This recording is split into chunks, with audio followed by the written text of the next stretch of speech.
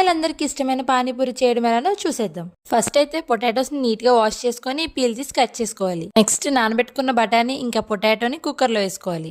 అందులో సరిపడా వాటర్ అలానే సరిపడా ఉప్పు వేసుకొని 4 విజిల్లు వచ్చేదాకా ఉంచండి.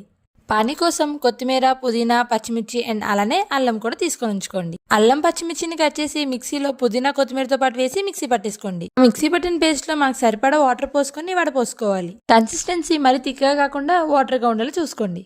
ఆ వాటర్ లో నానబెట్టుకుని చింతపండు రసం కూడా పోసుకోండి. తర్వాత ఉడికిపోయిన బంగాళదుంపల్ని బఠానీని మెత్తగా స్మాష్ చేసుకోండి.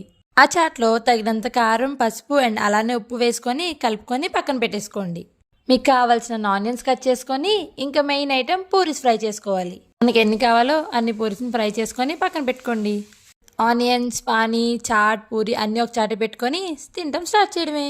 పూరి తీసుకొని హోల్ పెట్టుకొని అందు చాట్ వేసుకొని పానీలో ముంచుకొని ఆనియన్ వేసుకొని తినేయడమే. టేస్ట్ గురించి చెప్పాలా?